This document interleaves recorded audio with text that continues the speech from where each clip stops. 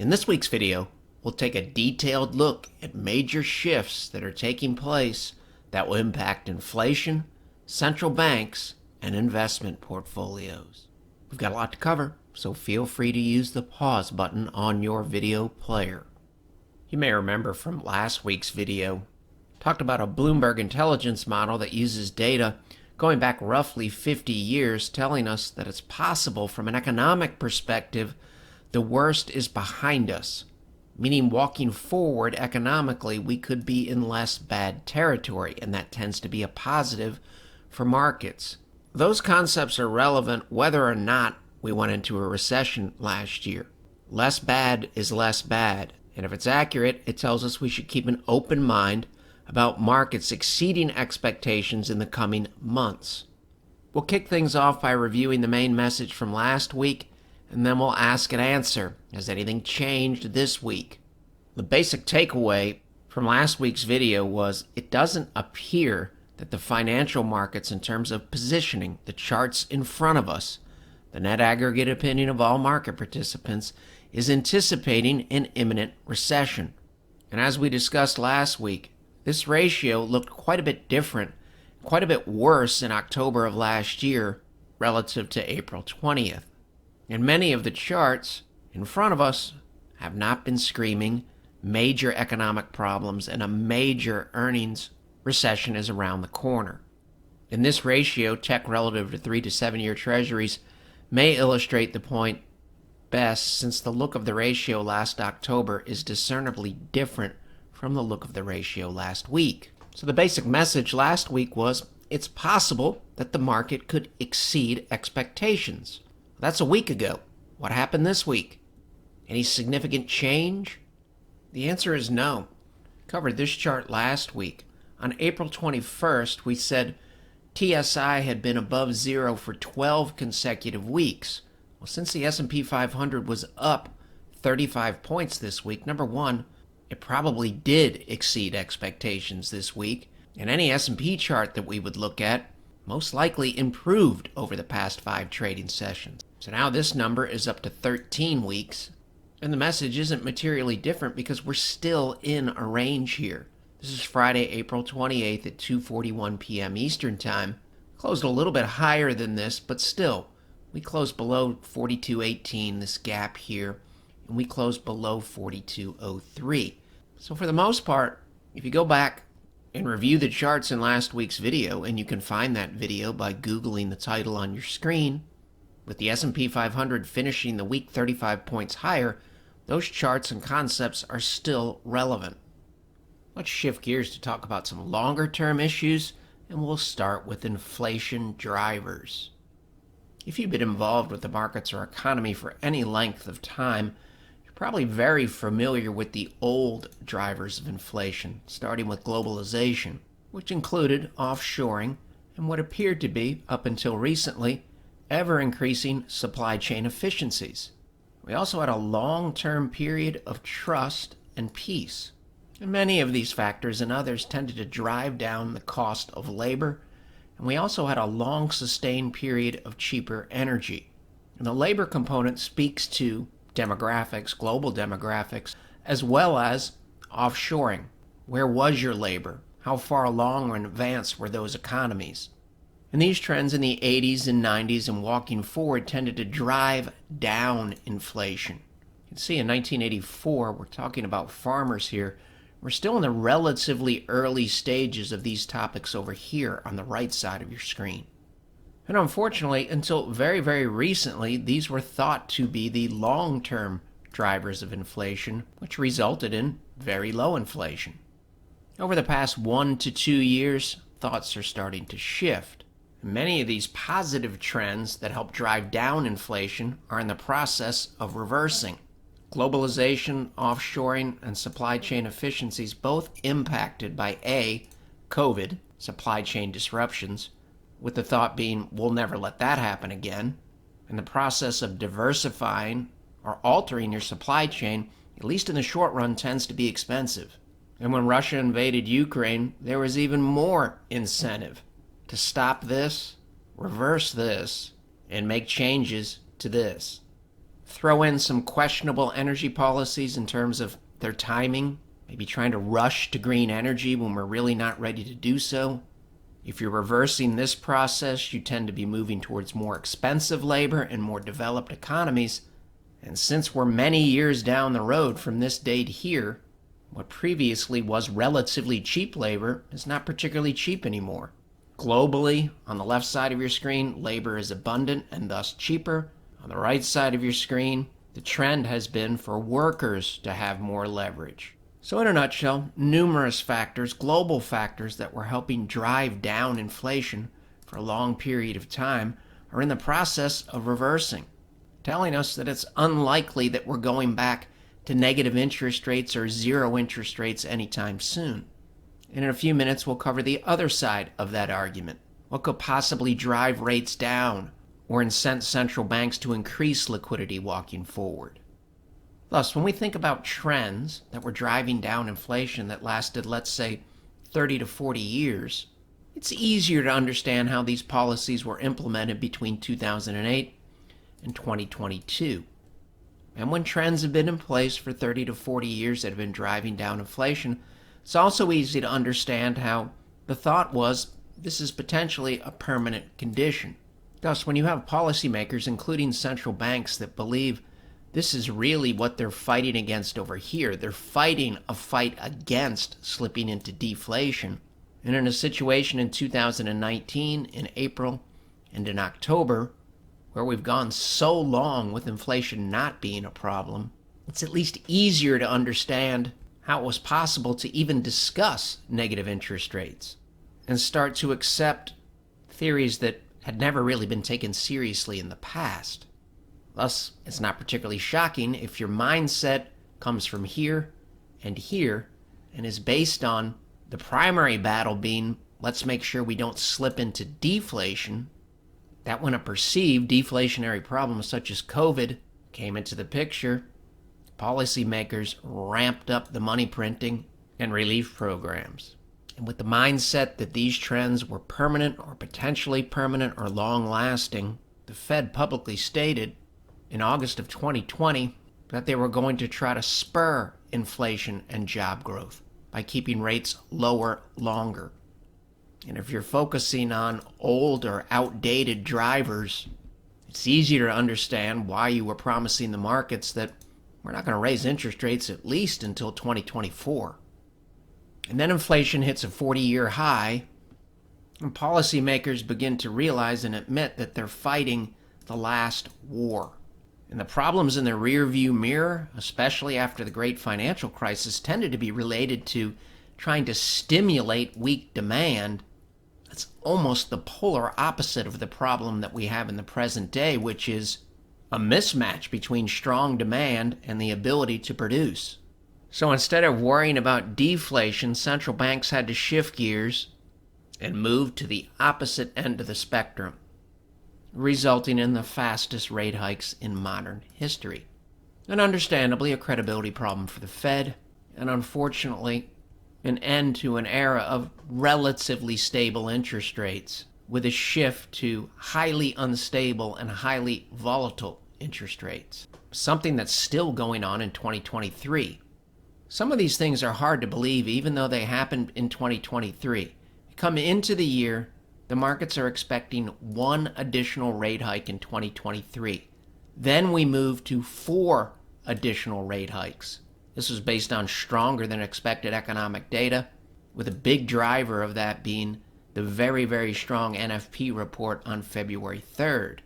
Then we went almost in an instant from the market thinking the Fed was going to hike rates 4 additional times in 2023 to instability in the banking system and the market believing that the Fed was going to cut rates 3 times before the end of 2023. And now we're down to 2 rate cuts, telling us that all of this, everything on your screen here is still a major issue until proven otherwise. Which brings us, unfortunately, to the law of unintended consequences. When global policymakers make borrowing very, very easy, and then they shift gears to ultra easy, and then shift gears again to highly questionable easy money, It brings to mind one of the all-time great economic quotes. Most of economics can be summarized in 4 words. People respond to incentives. The rest is just commentary. So when policymakers put incentives out there and then double down and then double down again, incentivizing anyone and everyone, including governments, companies, and individuals, to borrow more money, you end up with $350 trillion in global debt. And according to Cross-Border Capital, if we assume this debt has roughly a 5-year average maturity, then 20% of it needs to be rolled over every single year. That's $70 trillion. Now, how big a number is 70 trillion? 70 trillion represents approximately 3/4 of global GDP. And this number here doesn't include the roughly 10 trillion per year in new financing. And as Cross-Border Capital has pointed out, the textbooks always talk about this number. And this number is highly dependent and sensitive to interest rates. But they almost ignore this massive number over here. And that's also somewhat understandable, because years and years ago, it wasn't as relevant. And it's not nearly as relevant as long as the long-term trend is for lower interest rates. But if that's not the case, then this starts to become an issue. Because if the world needs to roll over approximately $7 trillion in debt every single year, then you better have a strong balance sheet. Because if you don't have a strong balance sheet, then it's going to be very, very difficult to get someone to lend you the money. So when interest rates are falling, debt is really about debt service. Can you service the debt? But when interest rates start to rise, and when they rise rapidly, you can be a bank like Silicon Valley Bank that has positive earnings per share for years. This is from 12/31/2009 to the end of 2022. Do you see any negative numbers over here? You don't. The problem becomes when interest rates rise rapidly, and you're running a business like Silicon Valley Bank that has a lot of 10-year treasuries on your balance sheet. And remember, we've said TLT got hammered last year. IEF intermediate term treasuries lost money last year. So when we run into problems in the new world, when many of these companies go out to roll over that massive debt, the creditors look at their balance sheets, especially in 2022 and early 2023, and say, sorry, we can't lend you the money. And as a result, even with a significant shift in the drivers of inflation from favorable to unfavorable, and still very, very high inflation relative to central bank targets, when we look at this number, and especially when we look at this bullet point here, 70 trillion in debt that needs to be rolled over every year, central banks have been and will continue to be forced from time to time to add liquidity to the system rather than drain it. What do we mean by have been? Some of the issues in the global financial crisis, some of the issues in 2010, 2011 with the European debt crisis. We saw similar issues with shorter-term liquidity problems in Q4 of 2018, during and after the COVID plunge, and as recently as March of this year, with the Fed adding liquidity to the system because of impaired balance sheets and the inability to finance even, in some cases, day-to-day operations. So if your earnings per share are tied to rolling over a large amount of debt or accessing credit markets to run your business, and then you can't access those credit markets, thus when central banks step in from time to time with special facilities, some of that liquidity, they can't target all of it, spills into other areas, driving up asset prices and driving up inflation.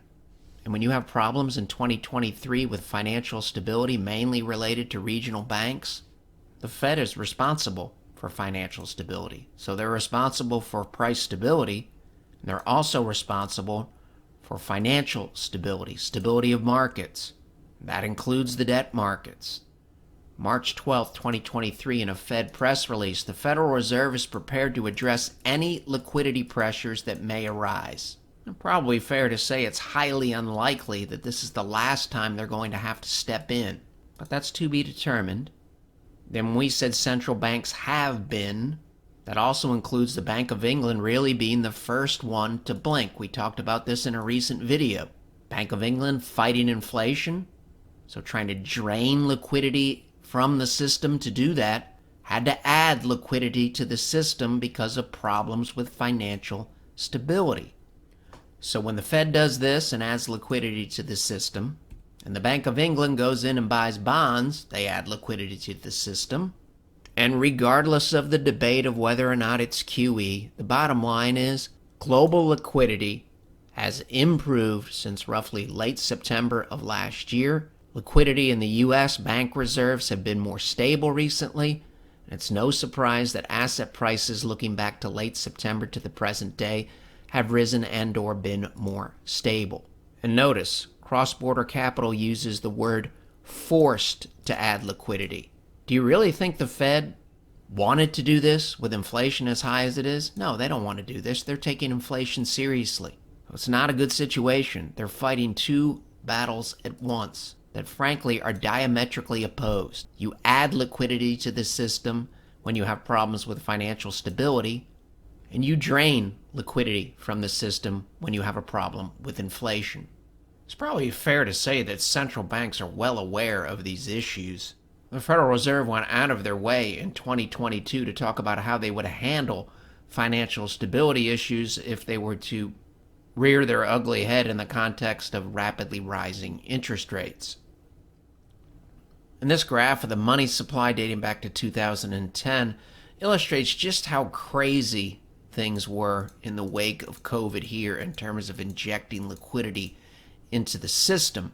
Something that policymakers and central banks have been doing for years, it's just they really ramped it up in 2020. And typically when extreme action like this is taken, especially in a relatively short period of time and on a global basis, not shocking that the law of unintended consequences began to come into play and ultimately cause all types of problems in 2022 and 2023. Problems that we're still dealing with today.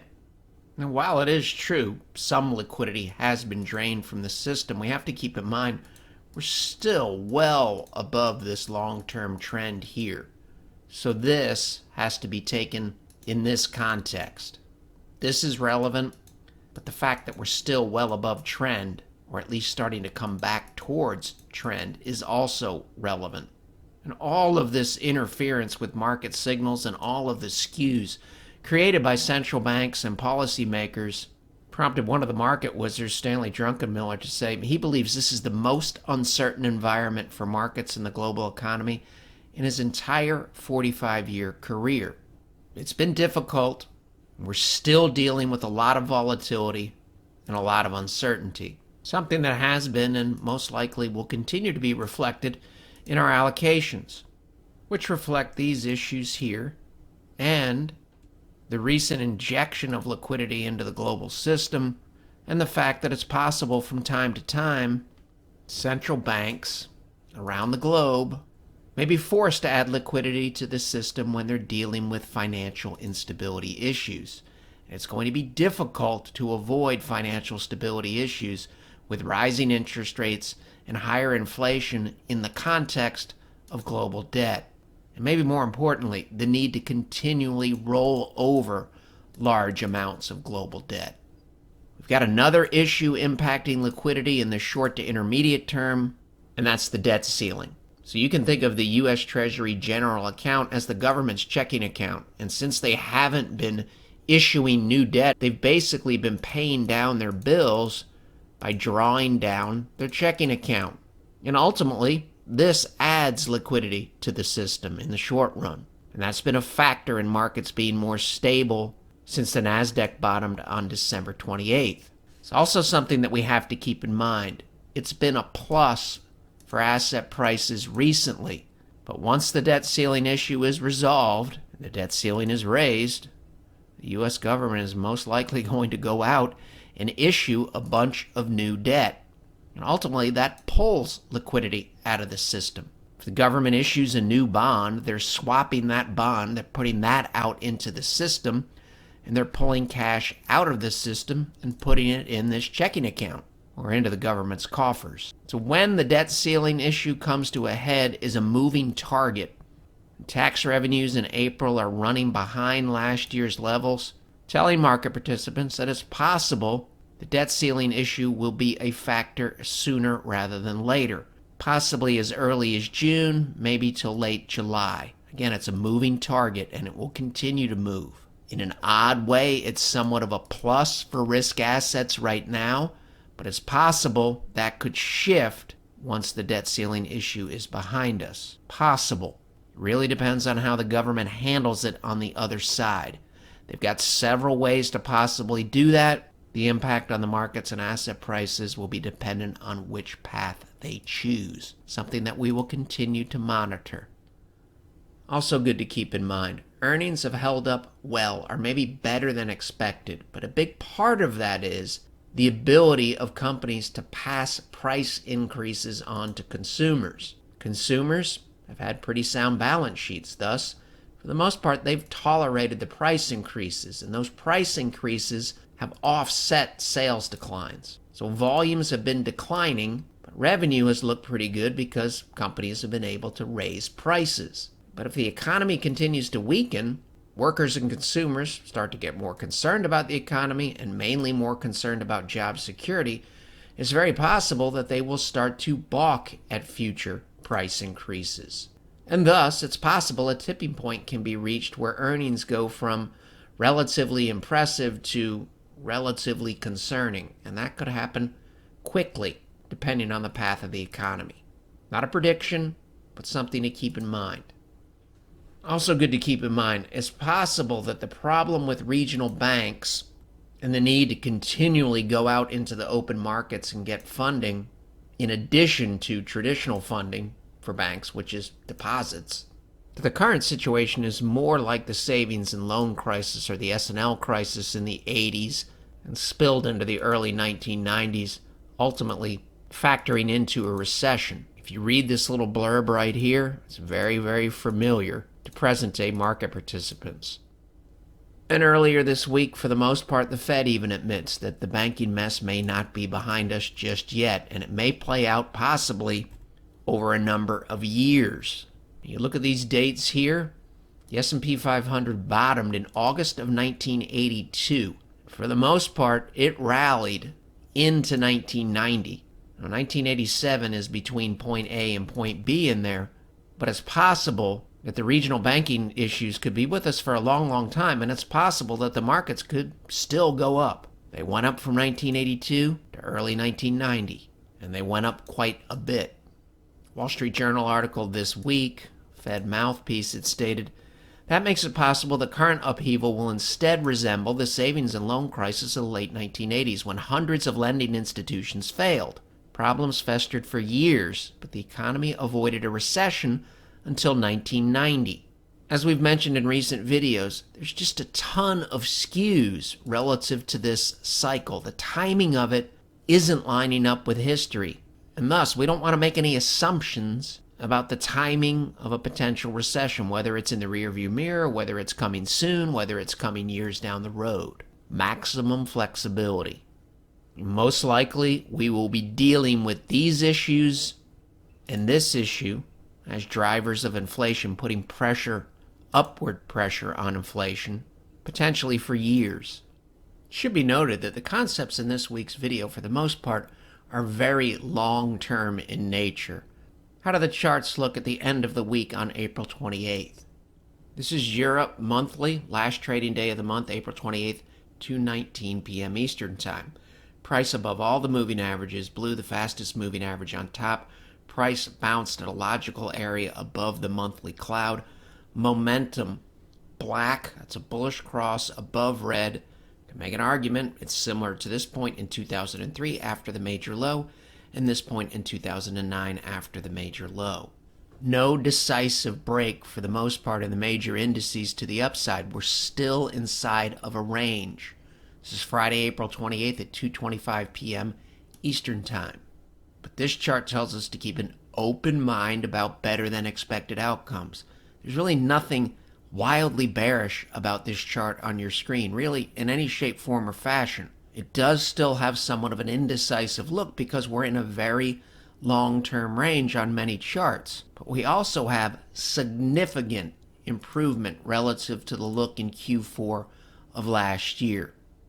There's no decisive break here in the NASDAQ 100 either relative to this recent high, and hence, for the most part, we sat tight this week. There's not enough conviction to make any changes to what is now a diversified approach.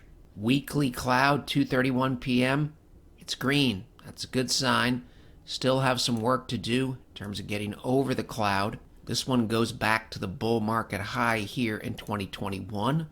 This one is tied to the Q4 low. Longer above, more relevant it becomes. A decisive look? No. An improved look? Yes. Look where price is and how long it's been up here relative to this peak and this peak. Still in a range, and that's one of the ways that we handle that is we try to acknowledge that until something changes. 2:41 p.m. Eastern Time, right up against this level here on the weekly cloud at 41.54. Close was a little bit higher, longer above, the more relevant it becomes. And notice the cloud has flipped from red to green. There's nothing particularly bearish about this look here. It basically says that buyers are still in control, telling us to keep an open mind about additional upside. The bearish case would pick up a lot of steam if price moved back into this area here, and that may happen very, very soon, but that's not what happened this week, and it hasn't happened yet. Covered this chart on January 6th and said the market was trying to make a stand at a logical level. This was the look up here. This is the look in the present day. We're still holding that logical look, and momentum on the monthly chart is trying to turn up above zero. Still has some work to do. Daily chart still has some work to do. We haven't cleared these levels out here.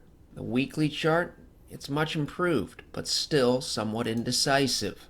RSI 2:44 p.m., roughly 57. That's higher than 54 here and higher than the max level here in 2008, but not yet particularly convincing. We'd like to see RSI move into this white space and stay there.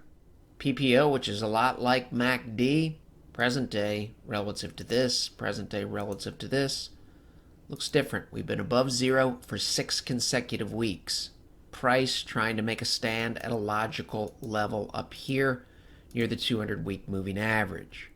Very, very similar concepts here with price relative to the moving averages. Compare and contrast relative to the present day up here. If you're looking at this objectively, this looks more like 2009 after the major low, and more like this in 2003 after the major low, and less on a relative basis like this period here on a failed rally attempt in 2002, and less on a relative basis like this period in 2008. That was a failed bear market rally.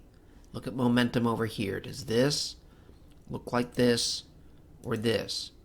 Doesn't predict anything, but it speaks to probabilities. See the NASDAQ here pressing up against it, but no clear breakout yet. But this is a good look over here. There's 4, 5, 6 things on this weekly chart in their present form that look constructive, including weekly MACD above zero. This is after the major low, the COVID low. This looks discernibly different than anything back here in calendar year 2022. There's nothing on this chart as of the 27th that says we've abandoned the potential for a risk-on move in this direction. We're stalled near this downward sloping trend line. From the Wall Street Journal this week, since the end of 2009, total debt owed by governments, businesses, and households has risen 90%, according to the Federal Reserve.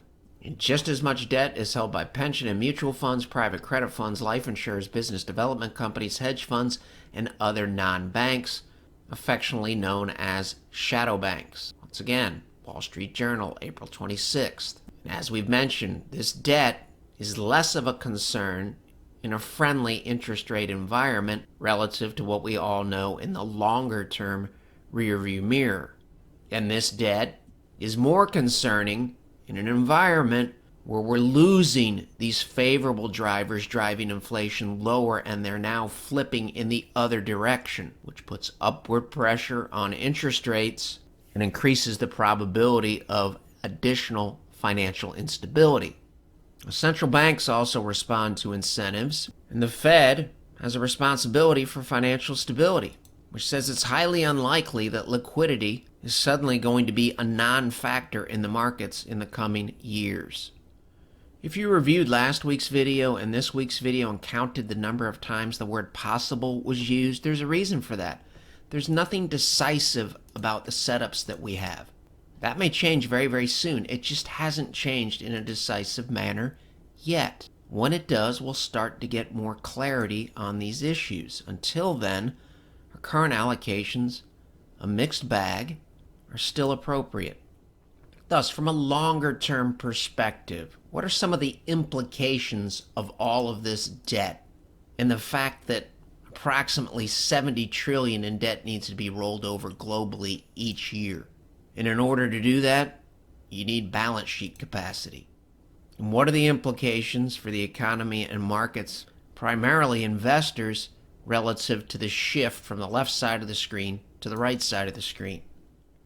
And we just said in the short run in 2023, there's a lot of indecisiveness in the charts. So these bullet points are talking about longer-term implications, looking out years. Debt's a different animal in this environment. It's a bigger concern. It's a bigger problem. We're in a new world in terms of global drivers. And while the banks, traditional banks, get all of the attention, the shadow banking system is relevant as well.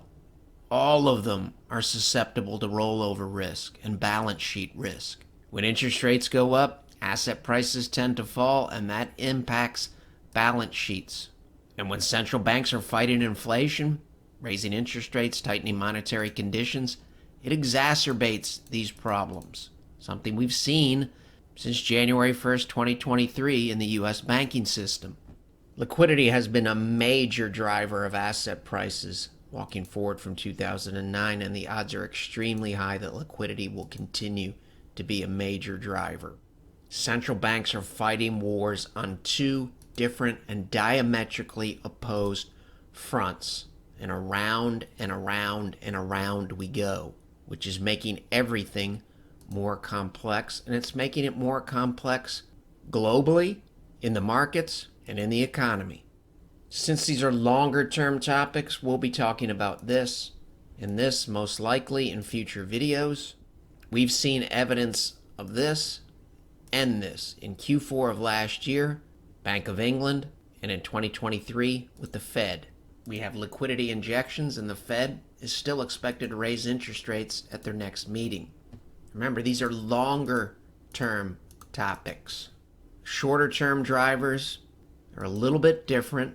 Message from last week's video still intact, especially with the S&P 500 rising 35 points this week. And last week we were below these levels, and this week we're still below these levels. It's probably a major understatement to say we're dealing with an environment with an almost infinite number of relevant moving parts. It's very, very easy to make the bullish case for equities, and it's very, very easy to make a very dire and bearish case for equities. For the most part, those two statements apply to all asset classes in this environment. And thus, it's more important than ever that we head into next week and every week with that flexible, unbiased, and open mind. The material in this video has no regard to the specific investment objectives, financial situation, or particular needs of any viewer. This video is presented solely for informational purposes and is not to be construed as a solicitation or an offer to buy or sell any securities or any related financial instruments, nor should any of its content be taken as investment advice. Any opinions expressed in this video are subject to change without notice, and Shivako Capital Management, LLC, or CCM, is not under any obligation to update or keep current the information contained herein. CCM and its respective officers and associates or clients may have an interest in the securities or derivatives of any entities referred to in this material. CCM accepts no liability whatsoever for any loss or damage of any kind arising out of the use of all or any part of this material. We recommend that you consult with a licensed and qualified professional before making any investment decision.